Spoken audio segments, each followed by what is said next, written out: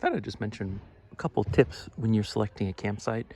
If you go to campingphotos.com, you can go campsite by campsite to see which campsites are most popular, and you can look at pictures of them. The other thing that you can do is you can go on to rec.gov or whatever the booking site is, and you can see if you go backward in terms of schedule, you can see which campsites are selling out first.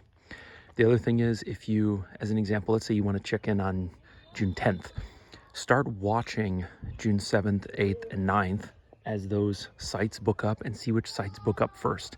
Chances are those are some of the best sites in the campground. Also keep in mind that people care about different things. Some people want to be off and secluded. Some people want to be close to the bathrooms. So it's somewhat of a foolish question to say which is the best campsite, because different things are important to different people.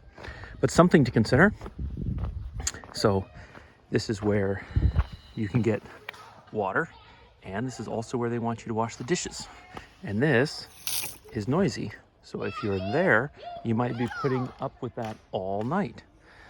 On the other hand, if you have small children, it's nice to give them chores that they can do where they are also safe. And so letting your children go fetch the water is a good responsibility. And if it's not too far away, then it's easier for them to do. The other thing to consider is proximity to the bathrooms. We often get sites close to the bathroom just because we're going there kind of often with a bunch of kids. And some of the sites, campgrounds, are quite big.